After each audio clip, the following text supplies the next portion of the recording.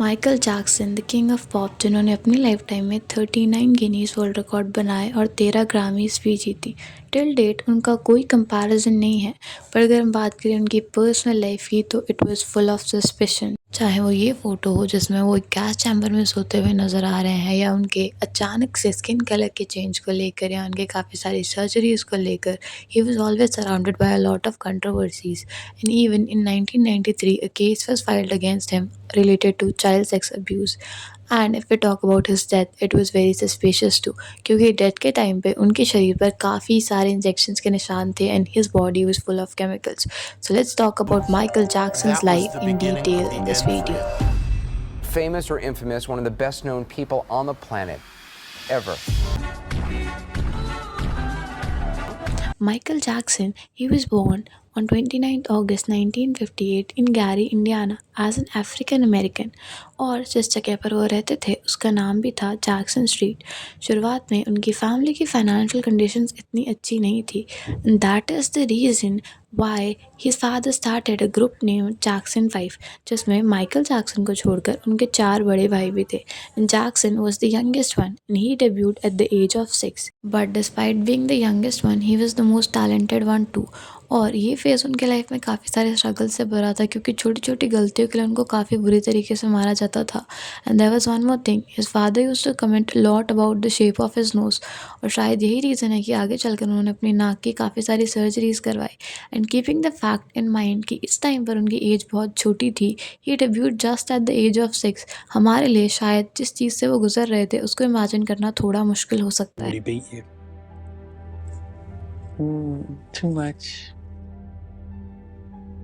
Would he only use a belt?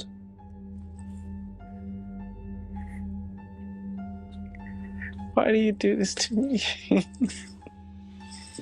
No, more than a belt.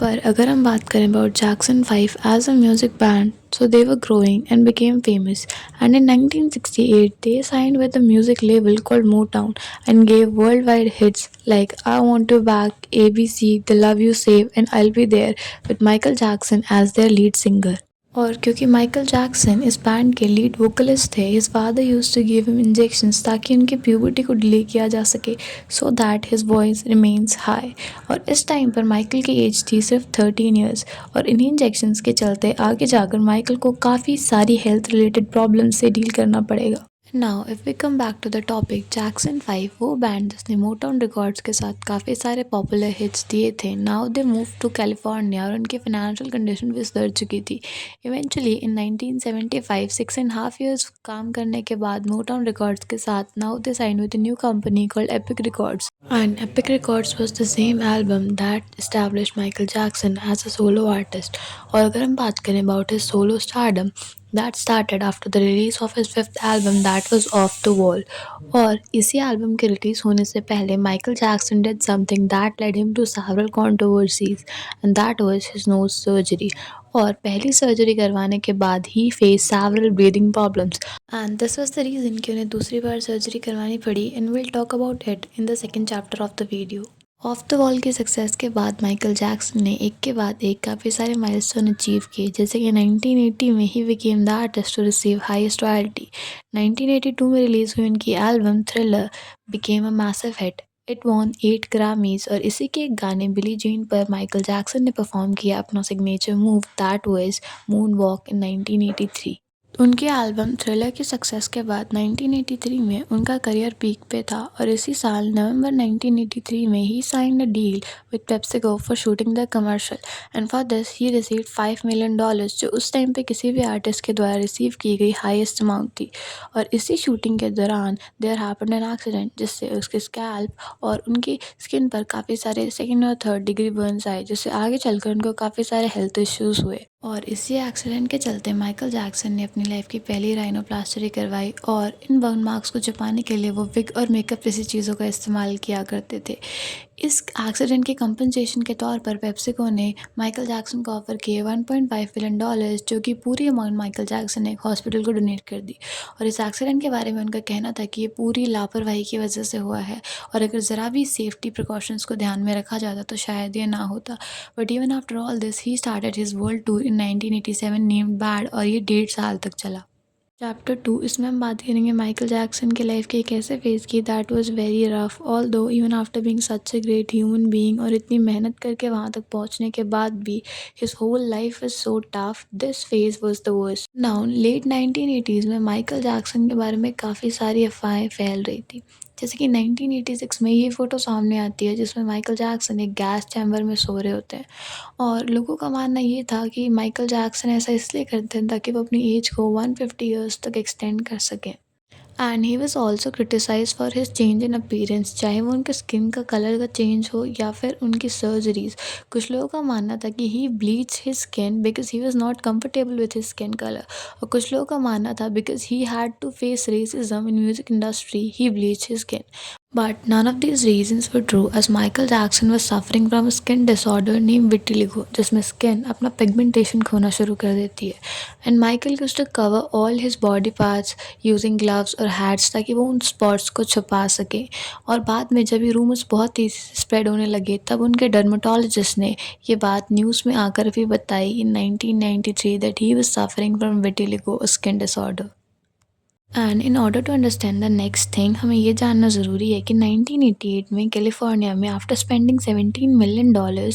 Michael Jackson ने अपना dream house बनवाया जिसमें उन्होंने बच्चों के लिए फरारी व्हील कुरसल और मूवी थिएटर और जूस जैसी चीज़ें भी बनवाई वहाँ पे वो बच्चों के साथ रहते थे and many a times Neverland was open for terminally ill and disadvantaged children so that they can enjoy and live there for a couple of time लेकिन 1993 में जॉर्डन चैंडलर जो कि 13 साल के थे और उनके पापा इवान चैंडलर ने माइकल जैक्सन के अगेन एक केस फाइल किया that was of child sexual abuse और इसी की वजह से माइकल जैक्सन के घर पे पुलिस रेड भी हुई थी and even in the same year her sister LaToya gave a statement that his brother is a paedophile और बच्चों के पेरेंट्स को चुप कराने के लिए वो उनको कई बार पैसे भी दिया करते थे और जब ये केस कोर्ट में गया तो लैक ऑफ एविडेंस की वजह से इस केस को क्लोज कर दिया गया और कुछ लोगों का कहना है कि उन्होंने माइकल जैक्सन को इवान चैंडलर को कोर्ट के बाहर $2.3 करोड़ देते हुए देखा पर यह बात बिल्कुल सच नहीं है माइकल जैक्सन ने कभी ये पैसे नहीं दिए और माइकल जैक्सन चाहते थे कि ये केस कोर्ट में जाए और चीज़ें क्लियर हो ये पैसे उनकी इंश्योरेंस कंपनी ने दिए थे ताकि माइकल जैक्सन के टूर्स ना रुकें और वो चलते रहें एंड लेटर माइकल जैक्सन की सिस्टर ला तोया ने भी एडमिट किया कि उन्होंने ये स्टेटमेंट अपने पति के दबाव में दिए थे पर इन सब से माइकल जैक्सन की मेंटल हेल्थ काफ़ी अफेक्ट हुई ही वेंट इनटू डिप्रेशन और इसका रिजल्ट ये हुआ कि उन्होंने अपने टूर्स और अपने प्रोजेक्ट्स कैंसिल कर दिए Boys, it's not just boys, and I've never invited just boys to come in my room. Come on, that's ridiculous. And that's a ridiculous question. But like, since people want to hear it, the answer, I'll be happy to answer it. I have never invited anyone into my bed ever. Children love me, I love them, they follow me, they want to be with me. और allegation से बचने के लिए उन्होंने अपनी एक पुराने दोस्त से शादी कर ली but this wedding didn't lasted much and they got divorce just after the 2 years of marriage और इसके 2.5 साल बाद माइकल जैक्सन ने रिलीज़ की अपनी double album that is history past and future जिसका एक गाना they don't care about us काफ़ी कंट्रोवर्शियल था क्योंकि इसमें एंटीसेमिटिज्म की बात की जा रही थी ऐसा कहा जा रहा था एंटीसेमिटिज्म का मतलब होता है हेट्रेड या प्रेजुडिस टुवर्ड जूस लेकिन माइकल जैक्सन का कहना था कि ऐसा कुछ नहीं है they were interpreting it in wrong way वो उसमें सोशल इश्यूज़ की बात कर रहे हैं और 2003 में एक बार फिर माइकल जैक्सन पर चाइल्ड मॉलेस्टेशन और माइनर्स को अल्कोहलिक ड्रिंक्स ऑफर करने जैसे एलिगेशंस लगे और उन पर केस हुआ पर 4 महीने के ट्रायल के बाद Michael was not found guilty and he was released इस चैप्टर में हम इन डेप्थ में बात करेंगे about what caused Michael Jackson's death and how it happened so इसके लिए हमें 2 इवेंट्स को जानना बहुत ज़रूरी है सबसे पहला जैसे कि मैं आपको बता चुकी हूँ 1984 का पेप्सी कमर्शियल शूट के दौरान हुआ एक्सीडेंट जिसमें उन्हें 2nd और 3rd डिग्री बर्न्स आए थे दूसरा एक्सीडेंट था ऑफ 1999 जब वो 50 फीट की ऊंचाई से गिर गए एक एरियल प्लेटफॉर्म मैल फंक्शन की वजह से जिससे उनकी स्पाइन परमानेंटली डैमेज हो गई इन 2 इवेंट्स के बाद माइकल जैक्सन को पेन मेडिकेशन और सर्जरी से इंट्रोड्यूस कराया गया स्ट्रेस और पेन की वजह से अब माइकल जैक्सन को काफ़ी सारे हेल्थ इश्यूज होना शुरू हो गए जिनमें से एक था इंसोमिया कई बार उन्हें 3, 4 और इवन 5 दिन तक नींद नहीं आती थी so in order to get sleep वो पेन किलर्स और सेड्यूसिव ड्रग्स का इस्तेमाल किया करते थे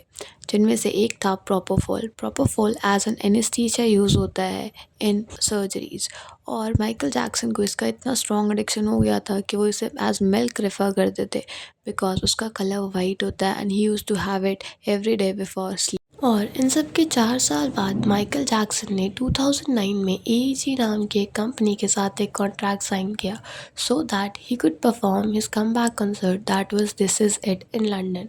और इसके लिए माइकल जैक्सन ने अप्रैल 2009 में ही प्रिपरेशन शुरू कर दी थी। That was singing practices, dancing practices, strategising with his teams. पर क्योंकि उन्होंने काफ़ी टाइम से काम नहीं किया था, this was very exhausting for him और उनकी बैक पेन से रिलीफ लेने के लिए he needed a good sleep. पर Michael Jackson was suffering from insomnia and that is why he asked AEG to hire a personal physician for him और AEG ने बिल्कुल ऐसा ही किया। They hired a MD named Conrad मरे जिनको Michael Jackson पहले से जानते थे और कॉनराड मरे को भी ये पता था कि माइकल जैक्सन को नींद लाने के लिए उन्हें सेड्यूसर मेडिसिन की ज़रूरत होती है। इसीलिए हर दिन रिहर्सल्स के बाद माइकल जैक्सन लॉस एंजलिस में अपने घर पे जाया करते थे जहाँ पे उनके एक रूम को मेडिकल रूम में कन्वर्ट कर दिया गया था। वो लाइक एवरी अदर नाइट जून 25, 2009 को भी माइकल जैक्सन अपने डॉक्टर के पास जाते हैं and he injects a small dose of propofol into his blood और इसके बाद वो उन्हें ड्रिप पे कनेक्ट कर देता है ताकि उनके खून में कांस्टेंट प्रोपोर्शन बना के रखा जा सके प्रोपोफॉल का और उनकी नींद बीच में ना टूटे। क्योंकि एक सेड्यूसिव ड्रग है, ये 3 स्टेजेस में सेडेशन कॉज करती है, माइल्ड, मॉडरेट और डीप। शुरू के 2 स्टेजेस में एक्टिव ब्रीदिंग होती है जिसका मतलब है ब्रेन ब्रीदिंग को कंट्रोल कर सकता है। पर आखिरी की जो स्टेज है डीप सेडेशन, इसमें ब्रेन केपेबल नहीं होता ब्रीदिंग को कंट्रोल करने के लिए और पेशेंट को वेंटिलेशन पे लगाना पड़ता है। और सबसे चैलेंजिंग पार्ट ये था कि डीप सेडेशन और मॉडरेट सेडेशन के बीच में काफ़ी नैरो लाइन होती है, इसको आइडेंटिफाई करना काफ़ी मुश्किल होता है। और प्रोपोफॉल एक ऐसी मेडिसिन है जो ह्यूमन बॉडी के साथ काफ़ी अनप्रेडिक्टेबली रिएक्ट करती है और डीप सेडेशन काफ़ी आसानी से कॉज कर सकती है। इस सिचुएशन को और भी ख़तरनाक ये बात बता देती है कि उनके पास कोई प्रॉपर मेडिकल इंस्ट्रूमेंट नहीं था जिससे पहले ही अंदाज़ा लगाया जा सके कि माइकल जैक्सन की बॉडी के अंदर क्या चल रहा है। एंड कोइंसिडेंटली जब माइकल जैक्सन को रेस्पिरेटरी अरेस्ट फील हुआ उस टाइम पर डॉक्टर मेडिकेशन रूम के बाहर थे और जब वो लौटे तो उन्होंने चीज़ों को वियर्ड पाया। एंड व्हेन ही चेक्ड उन्हें लगा माइकल जैक्सन को कार्डियक अरेस्ट है, लेकिन माइकल जैक्सन को रेस्पिरेटरी अरेस्ट फील हो रहा था। And instead of calling ambulance he started giving CPR on his own way. Michael Jackson को सिर्फ ऑक्सीजन की ज़रूरत थी and he could have easily saved, पर उनकी लापरवाही की वजह से the world lost Michael Jackson. His death was tragic, but his life, all of his life, he spent in pain. चाहे वो बचपन में मिला उनको मेंटल और फिजिकल टॉर्चर हो या ऐसी चीज़ों के लिए उनको हेट किया जा रहा जिन पर उनका कोई कंट्रोल नहीं था, जैसे कि vitiligo, he had no control over it. And if you see his interview, he was asked such disgusting question that no one would like to answer, but he managed to answer all of them with a smile. Loving children, that was even a curse for him. He used to love children. That was questioned that why you love children. We can't bring him back, but the only thing we can do is spreading love instead of leaving hate comments, making meme of someone, trying to peek into personal lives of celebrities. We can just let them be and let them enjoy their mental peace. The only thing we can do right now is spreading love. So thanks for watching the video, and you can suggest what were the things that you don't like in the video, and thank you so much for watching. Subscribe to